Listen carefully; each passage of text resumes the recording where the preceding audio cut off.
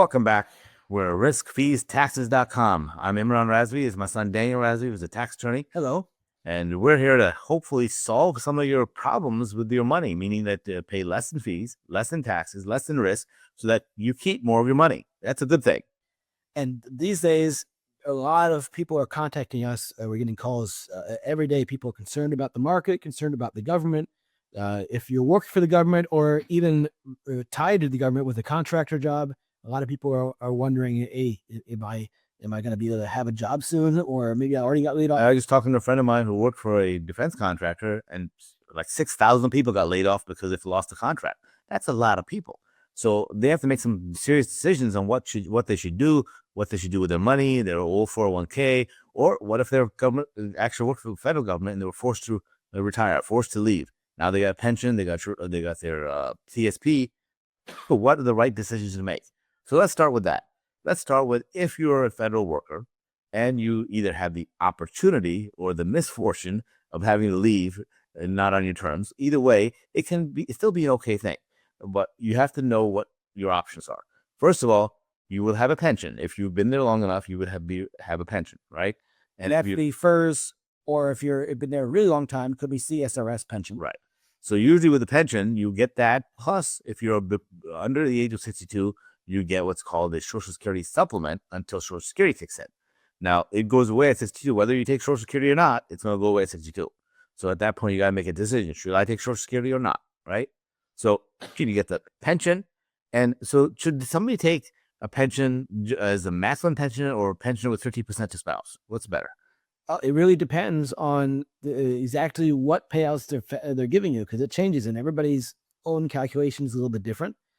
So sometimes usually with pension, you have two options. If you're married, you could take a higher pension that goes away when you die.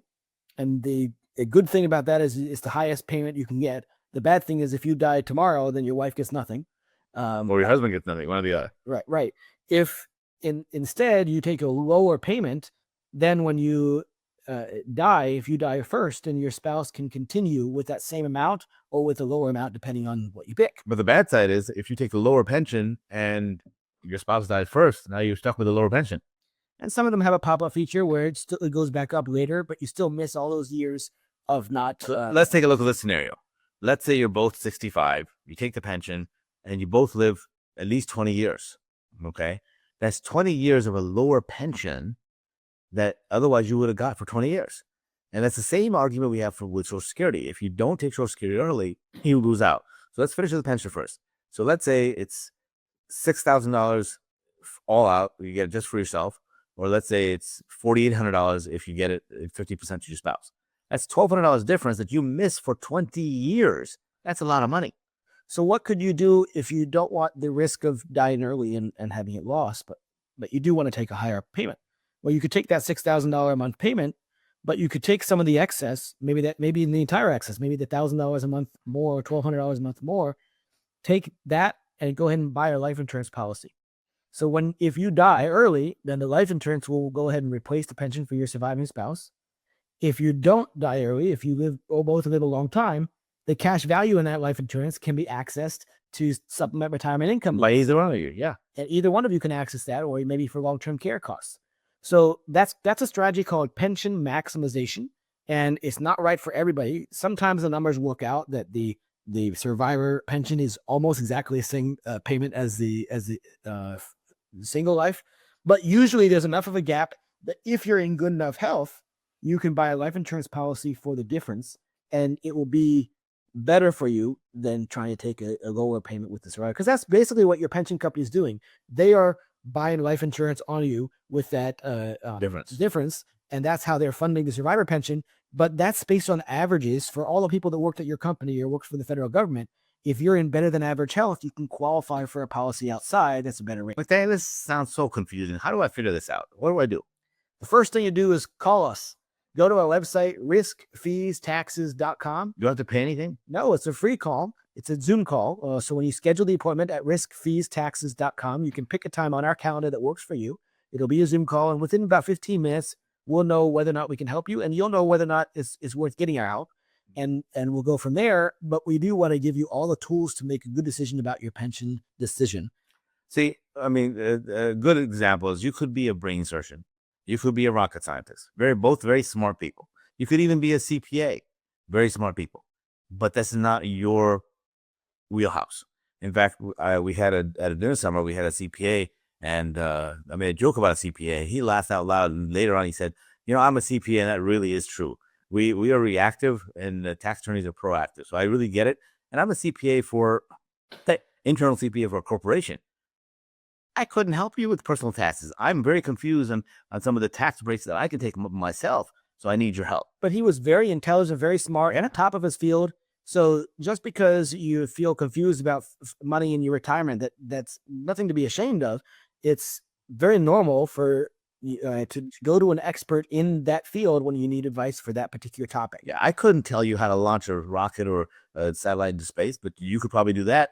But you got to go to specialists in their wheelhouse, what they do, and get information. And the best thing is get us information, get all the information you can, and then make decisions based on good information all the way around. So again, that's riskfeestaxes.com. Now, after you've made your pension decision, and maybe if you don't have a pension, you're still going to have something else to decide, which is Social Security. Right. Now, Social Security doesn't have that same like survivor pension maximization calculation, but you still have a choice. You can take it at 62, you can take it at 63, 65, 67, 70. The longer you wait, the more money you'd get per month by waiting. It's about 8% more per year that you would get. So does that mean I get a guaranteed 8% increase on my Social Security every year? Pretty close. But you lose out on all the money you didn't take. So why is it that they give me more every year than I wait? Because you're 8% closer to dying. That's a little scary to think about, right? But that's the reason. And the Social Security Department is trying to give you the exact same amount of money, no matter when you take it. You may not think about it, but they don't play favorites. It's formulas, it's math-based, it's all... based on average life expectancy. It is. If you take it at 62 with a smaller number, or you take it at 70 with a larger number, and you live to an average age, then both of those amounts will be exactly the same. Yep. So what that should tell you is two things. First of all, if you are very confident you're going to live a very, very long time into your 90s or age 100, then, and you're going to beat that life expectancy odds, then it could make sense to wait for Social Security. Or if you don't have very much money saved for retirement, you really are going to rely on Social Security as the backbone of your retirement plan, as the main money you're going to get, then you should probably wait as long as possible so you can make that check as big as possible, because you're going to work until age 70 or 75. But if neither of those things apply to you, you're not super confident you're going to live into your 90s, and you do have some other money saved that you don't really need Social Security, then what we'll say is it makes sense to take it as early as possible. But you know what? Even if you're going to live well into your 90s, 98, 99 years old, everybody lives that long in your family, that's fine. And you don't need Social Security. That may be another reason to take Social Security, because you can take the Social Security, let it grow, and you can use less of your other assets, so you can let them grow. Either way, you make more money. The difference is when you die, the Social Security goes away. But when you die, your other money does not go away. So you want to leave that other money as well as possible so you can give it to your kids or other beneficiaries. So what are we talking about? Take it as early as possible. Because, I mean, if you're still working full-time and you're 63, 62, you can't take Social Security. If you're working in this area, you have a $100,000 income or $200,000 income, you can't take Social Security. Why not? Because every dollar you make above $23,000, every $2 you make, $1 goes away from Social Security. So basically, once you're making $40,000 or $50,000, you're not getting much annual Social Security, much or anything, and you don't get it back. It's not a good decision to do that. So you got to take a look. We'll raise it a little bit later in life, but it's not as good of a formula. So yeah, don't take it if you're under 67. What if my spouse makes money? Is that count against me? No. What about rental income? That doesn't count against you either. It's only earned income. So dividends, interest, none of that counts. None of that counts. So you can have all that income. And what if I had deferred income? Like job gave me deferred income and I'm getting that now. That depends on how it was deferred and how it's going to be treated when you get it. But again, a nice point to talk to a tax attorney. Riskfeestaxes.com. Make your appointment, talk to a tax attorney, and we'll figure it out so you don't make a mistake. Yes. Now let's take a look at that. Full retirement age is 67. So if you're that age, if you're 67, you don't need to wait till 70. Now you should definitely take it. again, if you're in that category that you don't really need it, that's actually a reason to take it because you can use that opportunity. And let's do this break-even calculation, for example. So let's say you're 62 now, and if you look at your Social Security statement and you see that you could get $2,500 a month for taking it now, well, if you wait till 70, you'd get $4,500 a month. That's like $2,000 a month more. And that's why most people intuitively think, oh, of course I should wait. The problem is you could have gotten $2,500 now, and for 8 years, that's really a $246,000 loss that you're giving up by not taking it now. If you took it now and use it and invested it, for example, even if you didn't really need it, it could come up to 300 something thousand.